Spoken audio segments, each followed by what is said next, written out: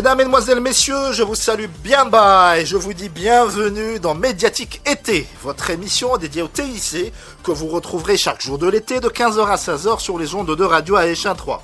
Je suis Reda Menassel et en compagnie de Lamine B et de Hatem Hosseini, nous partirons en extérieur à la rencontre des chercheurs, start-upers et innovateurs qui font l'actualité scientifique et numérique de l'Algérie. Et aujourd'hui, nous vous emmenons au cœur du pôle scientifique et technologique du Chahid Abdelhafid Hdaden de Sidi Abdallah à la découverte d'un lieu où les mathématiques quittent les amphithéâtres pour répondre à des problématiques bien réelles, bien concrètes. Tout cela et bien d'autres choses encore, c'est dans Médiatique Été, l'émission qui vous emmène à la découverte de la Terra Numérica, juste après ceci. Vous êtes une start-up avec un concept innovant. Vous avez une actualité liée au TIC que vous aimeriez développer? Rien de plus simple. Il vous suffit de nous écrire sur la page Facebook de l'émission Médiatique-du-6 Alger Champ 3. Médiatique, c'est avant tout votre émission et notre porte vous est toujours ouverte.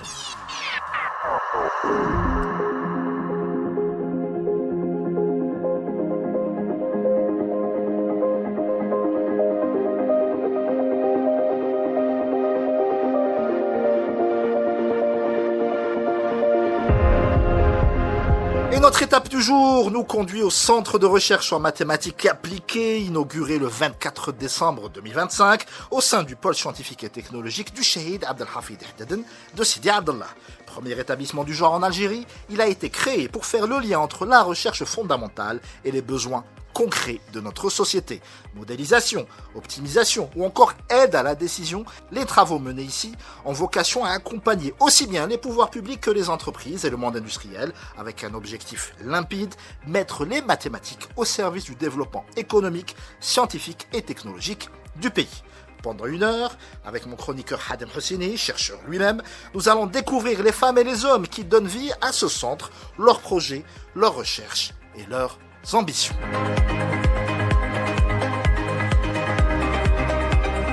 Et c'est sur le pas de la porte que nous accueille le docteur Samira Boulhbel, maîtresse de recherche catégorie A, spécialiste en modélisation économique et directrice adjointe du centre de recherche en mathématiques appliquées. C'est elle qui nous fait visiter les lieux et nous présente les missions de ce tout nouveau bâtiment. Alors le centre de recherche occupe 3 étages au niveau de cet immeuble. Donc le premier étage est toujours en cours de travaux. D'accord. Donc Alors là c'est votre bureau. On va y aller tout à l'heure. On a donc des chercheurs stagiaires qui sont ici. Je vous présente... Alors, chercheurs stagiaires, c'est-à-dire pour les profanes, parce que nos auditeurs ne sont pas forcément tous ingénieurs. Dites-moi. Bien sûr. Donc, c'est des gens qui ont le doctorat et qui ont participé donc, à un concours, qui ont été candidats, qui ont été sélectionnés. Et ils vont avoir une période de stage d'1 année avant d'être confirmés comme chercheurs permanents. D'accord. Il y a une commission qui décide. Comment ça se fait? Il y a une commission qui décide. Donc, il y a déjà les candidatures qui sont transmises via une plateforme de la DGRSDT.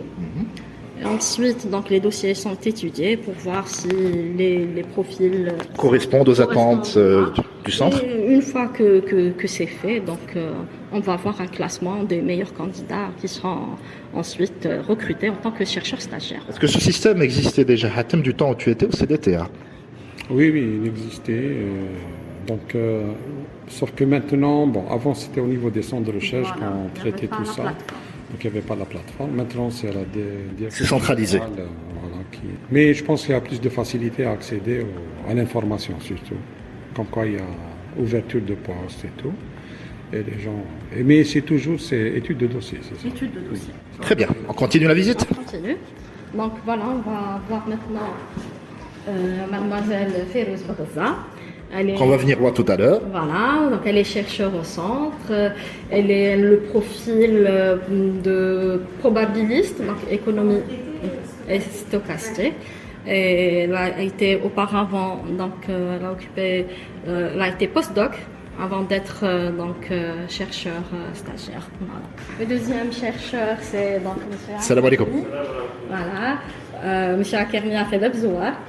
Et il s'intéresse à tout ce qui est modélisation, un peu dans le secteur de santé, un peu agricole. Voilà. Il a fait recherche opérationnelle. Moi, tu as fait. Donc Le centre, il est vraiment agréable, je pense. Ah, clairement, clairement. C'est nouveau. Il est climatisé, déjà c'est un bon point. On a un peu de verdure. Hein. Alors, Non, c'est des conditions évidemment très très favorables. Comme ça, le chercheur ne se focalise que sur son domaine de recherche. donc là, il y a les bureaux des chefs de division. Donc on a une première division qui concerne partial differential equations, numerical analysis and coding division. Donc c'est de l'analyse numérique, voilà. Donc, ici, on va avoir le bureau des ingénieurs, les ingénieurs en informatique et en mathématiques appliquées. Au fond, il va y avoir la salle de réunion. Donc on a une belle salle de réunion. Et ensuite, le bureau d'une autre division qui concerne les mathématiques multidisciplinaires. On a aussi un foyer, si vous voulez. Oui, avec plaisir. C'est une valeur ajoutée pour le centre. J'imagine. Voilà. Très sympathique, effectivement. Donc, Bonjour. Qui est équipé. Il y a aussi la climatisation, je ne sais pas pourquoi c'est éteint. Et on a aussi un frigo. Un micro-ondes. Une machine à café, c'est essentiel. Absolument. Un miroir pour bien se présenter le matin. Voilà, c'est un endroit. C'est un lieu de vie. Oui, voilà. Et là, c'est. Et est-ce que vous avez un data center ici? Parce que les maths, il faut un data center. Capacité de calcul, Une voilà. salle de machine, je veux dire. Le data center, il est au niveau de l'école Lencia. Donc il y a un seul data center au niveau du pôle. Mais dans les perspectives du centre, on va acheter un centre de calcul. Donc on va équiper le centre d'un centre de calcul.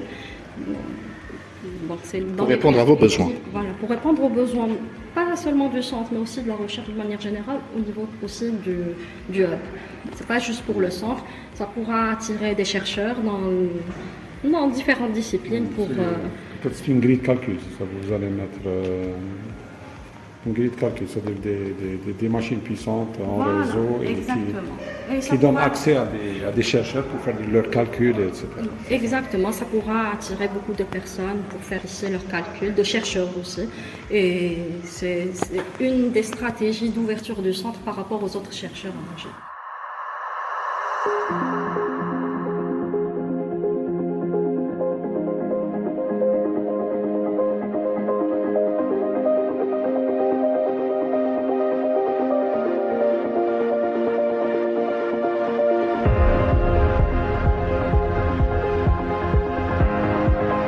Après cette rapide visite, nous retrouvons le docteur Samira Boulhbel dans son bureau. L'occasion de revenir plus en détail sur les missions du centre, ses axes de recherche et les ambitions portées par cette nouvelle structure. Donc moi je suis chercheuse au centre.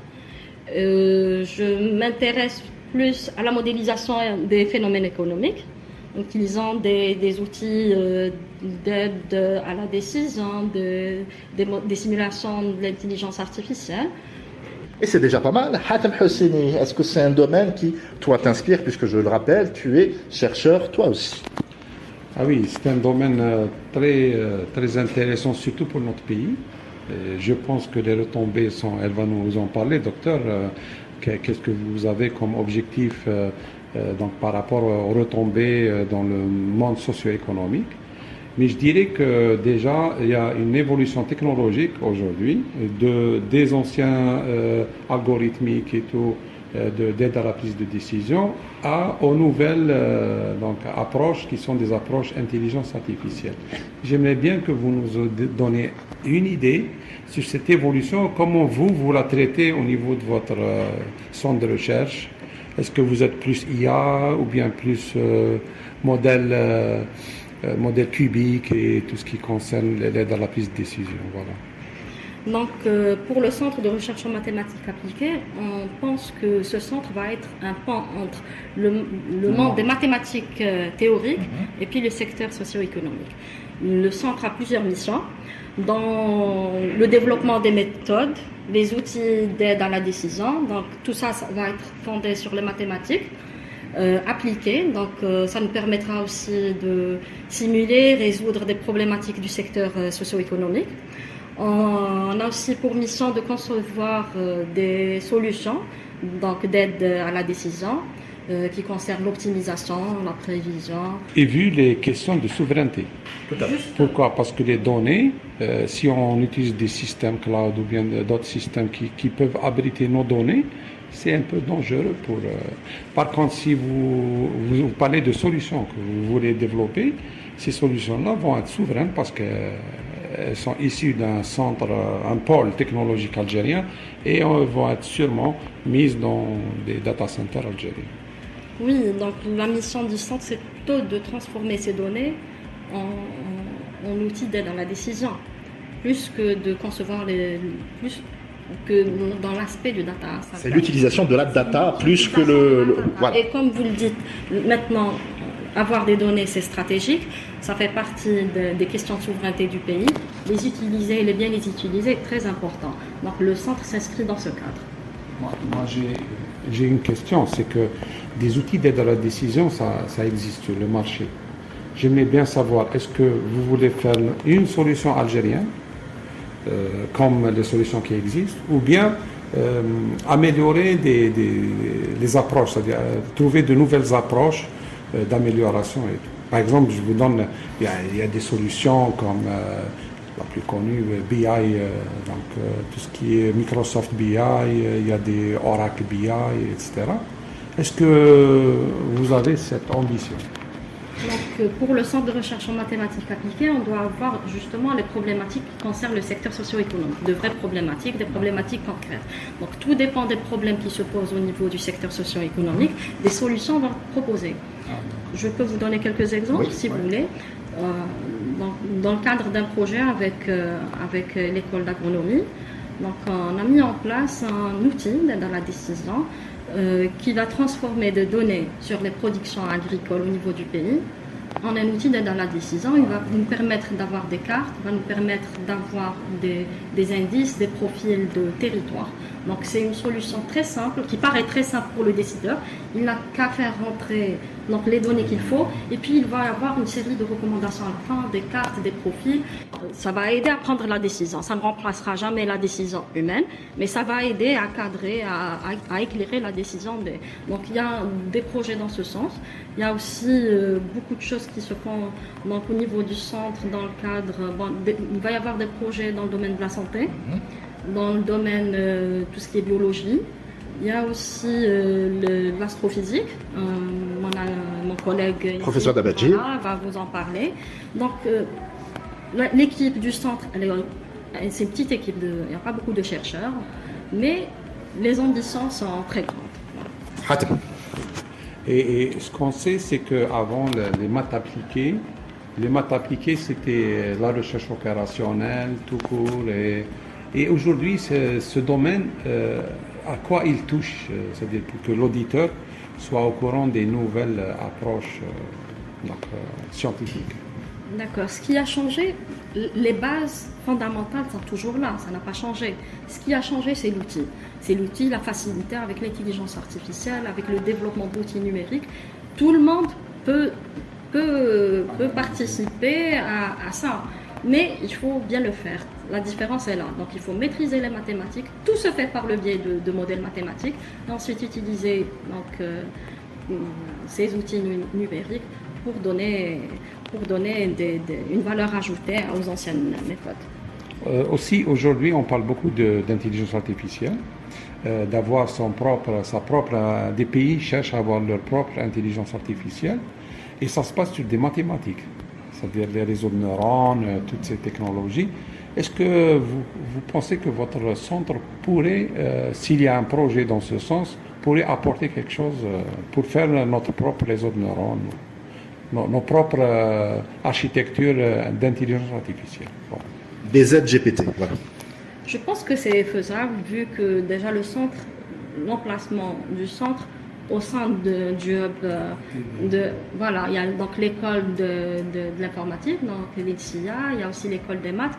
Il y a plein d'ingénieurs qui ont terminé cette année, il va y avoir des doctorants aussi l'année prochaine. Donc tout ça va permettre vraiment d'enrichir, si vous voulez, Vous encadrez des doctorants ici, il y a une possibilité. Alors le centre a signé plein de conventions, donc avec l'école de l'informatique, l'INSIA, avec l'école des mathématiques et aussi avec l'école polytechnique d'Oran. Pour l'école polytechnique d'Alger, c'est en perspective. Il va y avoir d'autres collaborations donc des acteurs socio-économiques tels que l'UAR, la COSOB. Donc, le centre est ouvert donc, à toutes sortes de collaborations, que ce soit avec des partenaires universitaires ou avec les acteurs du secteur socio-économique. Présenté par Reda Ménacel chaque jeudi sur Radio Alger Chin 3.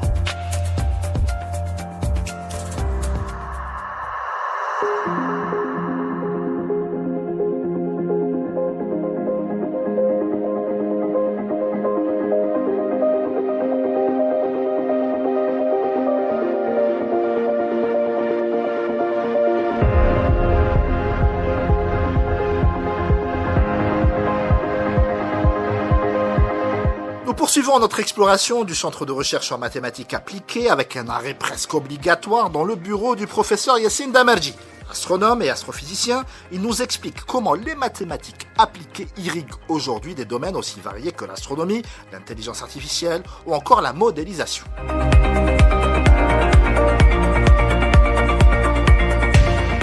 C'est le centre de recherche en maths appliquées, comme ça a été introduit. Il est tout nouveau et il est au pôle d'excellence de Sidi Abdallah. Donc le pôle d'excellence comporte plusieurs hautes écoles d'ingénieurs qui vont former un peu la crème des étudiants, des ingénieurs algériens dans le futur. On a pu en croiser quelques-uns, effectivement, il y a du niveau. Oui, et donc, comme tu sais, je peux te tutoyer, j'espère, donc j'étais au CRAG, à l'Observatoire d'Alger, et je me suis dit que peut-être que ça vaudrait le coup de changer, de venir dans ce nouveau centre afin de profiter de ces étudiants, de les encadrer, de pouvoir avoir des doctorants de très haute qualité. Parce qu'en fait, ce qui me manquait un peu, c'est un peu des étudiants de haut niveau pour résoudre des problématiques. Là, bientôt, je vais commencer un encadrement avec l'école des mathématiques pour résoudre une question encore ouverte en astronomie. C'est quoi? Alors, en astronomie, c'est un truc philosophique. Il y a énormément de phénomènes périodiques qui se répètent. Donc, on a la Terre qui tourne sur elle-même en 24 heures, elle tourne sur le Soleil, la Lune tourne sur la Terre périodiquement. Donc, il n'y a pratiquement que des phénomènes périodiques. Donc, c'est une question. C'est l'horlogerie céleste. Exactement. Et nous, en astronomie, on a des observations et on veut chercher la période de ces phénomènes. Une fois qu'on a déterminé la période par des techniques qui existent, on veut savoir est-ce que c'est pas dû au hasard. Donc, c'est des statistiques. Il faut établir une probabilité que c'est pas dû au hasard. Donc, il faut donner un chiffre comme quoi ce signal, cette période est effectivement significatif à plus de 3 sigma. Voilà, donc voilà. Et cette question, parce qu'en astronomie, on n'a pas le même type de signaux qu'en électronique, par exemple. Parce qu'en électronique, on a ce qu'on appelle l'échantillonnage temporel et régulier. Tac, tac, on a une observation toutes les secondes ou toutes les minutes. Alors qu'en astronomie, c'est très irrégulier. Et donc, toutes les maths qui s'appliquent à l'échantillonnage régulier ne s'appliquent plus en astronomie. Et donc, ça ouvre des questions en probabilité, en statistique, que personne ne sait répondre maintenant. En fait, par exemple, en probabilité, quand on cherche la probabilité de deux événements, on suppose souvent dans les livres académiques que les deux événements sont indépendants. Donc, il est très facile d'établir la probabilité entre les deux. Par contre, là, on se retrouve avec des probas très corrélés, donc toutes les maths changent. Et c'est pour ça, enfin voilà, donc je vais commencer un projet de fin d'études avec un étudiant. J'espère qu'il va pouvoir aider à résoudre ce problème. C'est vraiment très poussé comme recherche. De chercheur à chercheur, hein, de roboticien à astrophysicien. C'est de la recherche fondamentale, si on puisse le dire. Et c'est très bien qu'un centre, c'est vrai qu'il s'intéresse à la technologie et tout, mais s'intéresse aussi à des problématiques universelles. Et ma question c'est, est-ce qu'en s'intéressant à ce genre de problématiques, on peut toujours découvrir des choses qu'on peut appliquer dans d'autres domaines? C'est-à-dire les maths qui sont manipulées pour des choses très grandes et très... elles peuvent être également utilisées Est-ce qu'il y a des applications pratiques à cette recherche fondamentale? Eh bien, tout à fait. Ici, je vous ai un peu simplifié la chose. Comme j'ai dit, je cherche le maximum, la distribution. Bon, je vais parler un peu technique. La distribution du On a l'émission pour, mets-toi à l'aise. Donc, je cherche la distribution du maximum de variables très corrélées. Eh ben, ça peut s'appliquer à n'importe quel domaine après. Une fois que c'est publié, n'importe quel autre domaine, il a des variables corrélées, il va aller chercher, comparer avec ça, il va utiliser. Donc, il n'y a aucun problème. Et comme je t'ai souvent dit, Reda, en fait, moi, je fais de l'astronomie. C'est-à-dire que, en fait, en astronomie, il y a astronomie et astrophysique. Astrophysique, il n'y a pas le mot physique. Astronomie, il n'y a pas le mot physique. C'est un peu comme géologie et géophysique. Donc l'astronomie, c'est un peu la physique, on la connaît, c'est bon. Donc on va pas faire de physique. On a des données, on applique la physique connue. Et donc il restera que le côté algorithmique, probabilité, statistique. Et le centre, ce nouveau centre, correspond parfaitement à résoudre ce genre de problème. Tiens, tu nous montres un peu comment tu travailles? Alors, nous sommes dans le bureau du professeur Damarji. Voilà. Deux écrans d'ordinateur lui font face. Alors, professeur, qu'est-ce qu'on peut y trouver? Qu'est-ce que c'est que ces schémas bizarres? Alors voilà, là par exemple, il y a mon chef à l'Observatoire de Paris qui me demande, il a une réunion avec ses chefs et il me demande mes plus beaux résultats, je lui envoie ses slides. Là, voici par exemple ce que va sortir le consortium dans lequel je suis membre depuis 2006, qui s'appelle le consortium DEPAC, qui traite les données du satellite Gaïa. Ici, par exemple, c'est une étoile binaire où on voit que l'étoile brillante. On ne voit pas la deuxième. Ça s'appelle une spectroscopic binary type 1. D'accord? Et ici, c'est un peu la performance du satellite. C'est une étoile très très faible. Mais quand on voit le signal ici, on dit que c'est du n'importe quoi, mais en fait, c'est pas du n'importe quoi parce qu'il y a une autre donnée qui confirme ce que j'ai trouvé ici, c'est-à-dire la période que j'ai trouvée est vraiment confirmée par une autre donnée. Donc c'est très bien, ça montre que même si la courbe est moche, parce que en fait on est à la limite de la détection du signal, la courbe ici est moche, mais en fait on arrive toujours à trouver qu'il y a la période dedans. D'accord? Ici par exemple, c'est une autre étoile faible. Bon, je vais parler. Enfin, ici, il y a un chiffre qui dit que cette étoile est faible.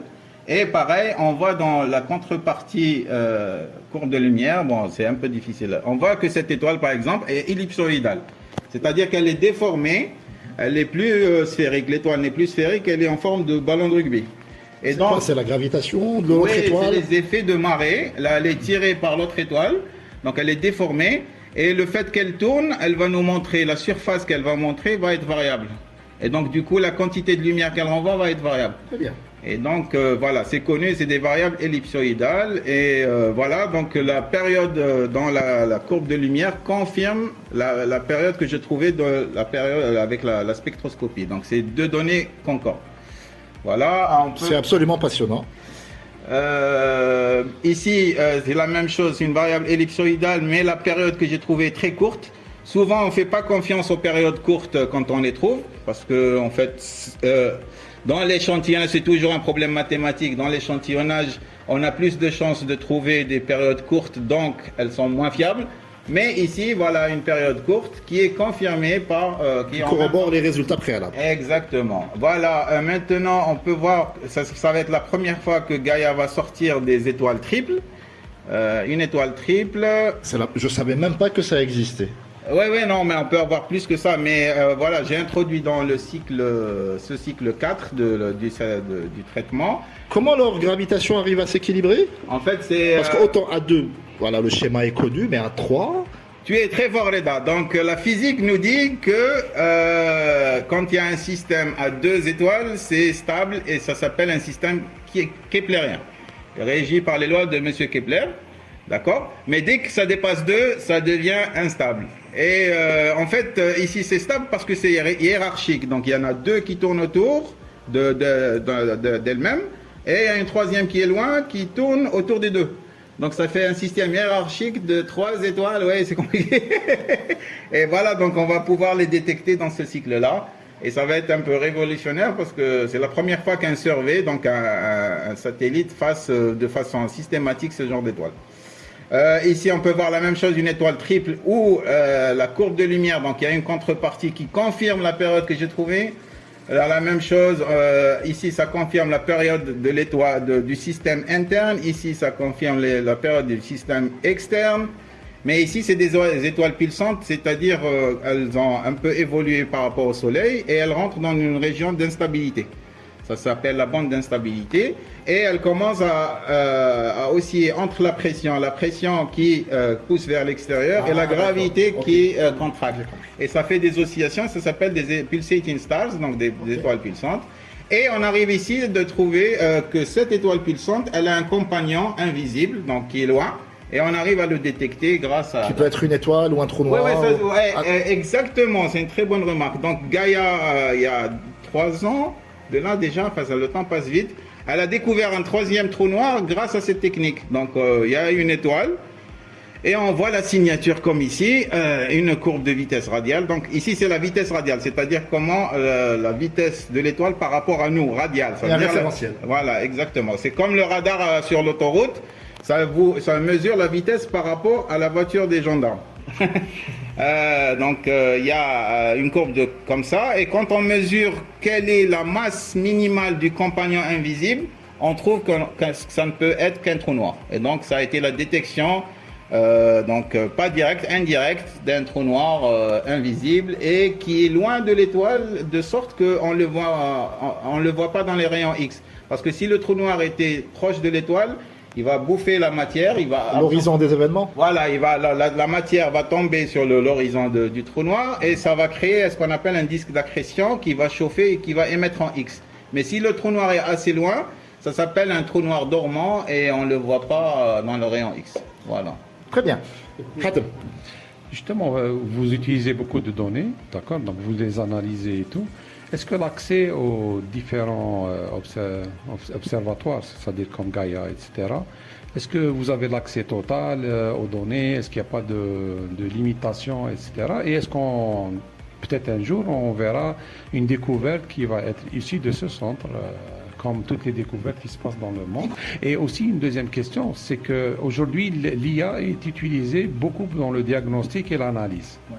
Est-ce que vous sentez qu'un jour vous allez utiliser des outils IA dans ce sens? Pour le traitement de ces données énormes notamment. Alors oui, pour la première question, le droit aux données, normalement je n'ai pas le droit de vous montrer ça. Bon, il y a un chiffre ici, vous n'avez pas le droit de regarder parce que en fait il donne... 5, 3, 4... il donne le nom de l'étoile. Et en fait, c'est des données sous embargo. Comme je suis dans le consortium, c'est moi le chef de ce work package, donc qui traite ces données, donc j'ai accès à ces données. Merci pour l'exclusivité. Mais ces données vont être publiques, rendues publiques à la data release, dans le relâchement des données, numéro 4, qui va se passer le 2 décembre 2026. Donc c'est très bientôt.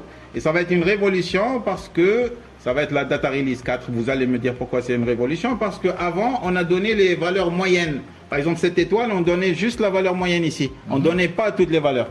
Et quand on donne ce qu'on appelle la série temporelle, les gens vont pouvoir faire beaucoup plus avec les données et ça va être vraiment une grosse révolution. Quant à l'utilisation de l'IA, j'ai engagé avant-hier une stagiaire de l'école d'intelligence artificielle est venue. Ça tombe bien, c'est juste à côté. Voilà, elle va faire un stage juste de reconnaissance de type d'étoiles, parce qu'en fait j'ai des types d'étoiles où je veux savoir quelle est la classe. Et elle va utiliser ce qu'elle a appris pendant son cursus pour les traiter. En fait, moi j'utilise pas directement parce que l'IA c'est un traitement à l'envers, si vous voulez, quand on n'a pas le modèle physique, on utilise l'IA. Mais quand on a le modèle et les équations, on n'en a pas besoin de l'IA parce que l'IA... le calcul est déjà... Ouais. Contrairement à ce qu'on croit, l'IA est moins précise que le calcul direct. Quand on a le calcul direct, c'est plus rapide et c'est plus précis. L'IA, en fait, elle va utiliser des fonctions qui vont interpoler, voilà, ça va interpoler et ça va donner une approximation des données au lieu du modèle direct qui est inconnu. Voilà.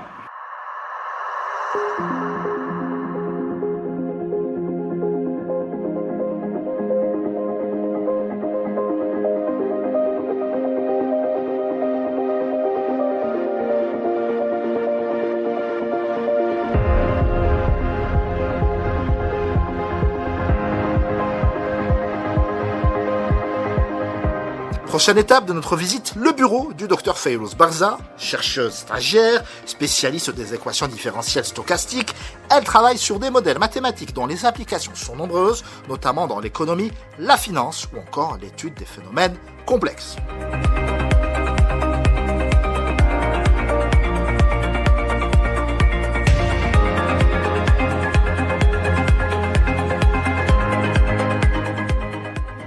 Donc, mes activités de recherche portent sur la probabilité et l'analyse stochastique, c'est-à-dire modéliser les systèmes qui évoluent dans le temps avec une part d'incertitude. Il y en a beaucoup de phénomènes en réalité qui ne sont pas totalement prévisibles. D'accord. Donc voilà, exactement. Donc en utilisant des outils mathématiques, notamment les équations différentielles stochastiques et les processus stochastiques, on peut comprendre le comportement de ces phénomènes et ses caractéristiques. Et les prédire donc. Et les prédire, oui, notamment. Donc, on a en finance, par exemple, on peut prévenir les prix, les demandes des clients. En industrie, par exemple, on peut étudier les pannes des machines pour la maintenance. Et aussi dans la santé, l'épidémiologie. Donc, on peut... On l'a bien vu avec le Covid récemment. Voilà, exactement. Donc, la météo, bien sûr. Donc, on peut aider à la décision et c'est l'objectif, en fait, c'est aider à optimaliser, par exemple, les coûts, les capacités des hôpitaux, par exemple, et des meilleures décisions. Très bien. Hatem Hassidi. Très bien, donc ce domaine est très intéressant dans la vie active, économique, etc. Et est-ce que vous avez des relations avec des institutions ou bien avec des projets où vous pouvez appliquer justement ces travaux dans des besoins nationaux? C'est-à-dire que là, grosso modo, je traduis ce que dit Hatem, vous faites de la recherche fondamentale, etc. Mais est-ce que des passerelles déjà existent avec le monde socio-professionnel pour des applications pratiques? Voilà, donc c'est exactement le but du centre. Je suis jeune chercheur, donc j'ai intégré le centre récemment. Mais en fait, by the way, j'ai fait mon doctorat en Turquie, donc j'ai des relations avec un laboratoire en Turquie. On travaille sur la gestion des stocks et les pannes des machines en industrie. Donc, c'est le but du centre pour le moment, c'est d'appliquer ces expériences ou ces acquis théoriques dans le... Pourquoi Hatem a posé cette question? Parce que lui, il a été au CDTA pendant de très longues années. Et depuis les années 80, il y a toujours eu une espèce de cassure entre la recherche fondamentale et la recherche appliquée. Il y avait une espèce de tabou à vouloir trouver des retombées économiques. Là, les frontières commencent à s'effriter. S'effriter, oui, exactement. Et notamment, c'est le centre, en espérant que le centre de recherche va être le lien entre le secteur socio-économique et les académiciens pour développer des solutions exactement à des problèmes concrets en économie, soit en finance, soit en santé. Et justement, parce que nous connaissons aujourd'hui une grande directive et révolution autour de l'industrie. On veut industrialiser, on veut faire rentrer de l'industrie chez nous. Et on parle d'industrie 4.0, qui est une industrie où les machines, leur maintenance, etc., se fait d'une façon automatique et même la gestion du stock et tout. Donc, comment vous voyez l'apport de cette équipe de recherche si jamais il y a des besoins dans ce sens en industrie 4.0? Très bonne question. En tant que chercheur, je suis au début de ma carrière, je pense que les mathématiques, je fais confiance aux maths. Les mathématiques peuvent modéliser n'importe quel phénomène qui se caractérise par exemple par l'incertitude, et cela nous donne une idée générale sur ce phénomène, et il nous donne comment dirais-je, Une vision j'ai globale. une vision globale, oui, sur ce qu'on peut, par exemple, j'ai toujours confiance en mathématiques. Les modèles mathématiques nous donnent toujours une vision globale sur le comportement des systèmes dans l'industrie. Par exemple, si on parle des pannes des machines, on peut modéliser ça avec des processus qu'on appelle linear reward processes. Donc, si ces process nous donnent par exemple la possibilité ou bien la probabilité qu'à tel temps T, le nombre de pannes qui va être une occurrence, ou bien par exemple si on parle des gestions de stock, si on a un stock, on a la demande qui est une variable aléatoire, on ne peut pas prévenir la demande, et aussi le temps entre deux demandes successives. Donc on peut modéliser ça avec un processus aussi stochastique, et il nous donne le comportement de ce système à long terme. Donc, au lieu d'observer ce système à long terme, les modèles mathématiques nous disent qu'il nous faut juste une période pour comprendre les caractéristiques à long terme. Ça devient prédictif. Hatem Hosseini, dernière question. Maintenant, pour en sortir un produit, c'est-à-dire un logiciel ou bien une application, comment vous voyez la chose? Est-ce que c'est vous-même qui allez développer, mais c'est les mathématiques et tout, ou bien il faut faire appel à des informaticiens ici dans le pôle, ou là avec une autre entité, pour faire sortir des produits finis comme logiciels et applications? Donc, le centre de recherche et le pôle de Sidi Abdallah, c'est un environnement de collaboration. Donc, on travaille comme une équipe. Voilà, donc moi, en tant que mathématicien, je peux donner l'algorithme en général, comment va être marché, et en utilisant des outils, par exemple, d'intelligence artificielle, les informaticiens peuvent le développer.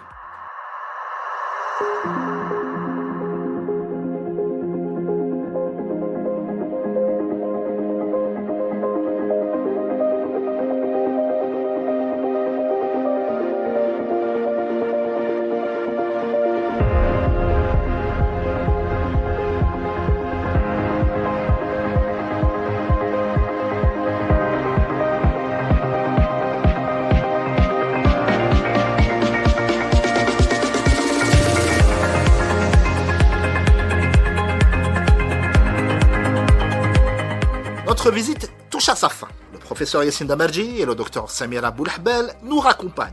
Avant de quitter les lieux, nous leur avons demandé comment est-ce qu'ils imaginent l'avenir de ce centre et la place qu'il entend occuper dans le développement de la recherche scientifique en Algérie.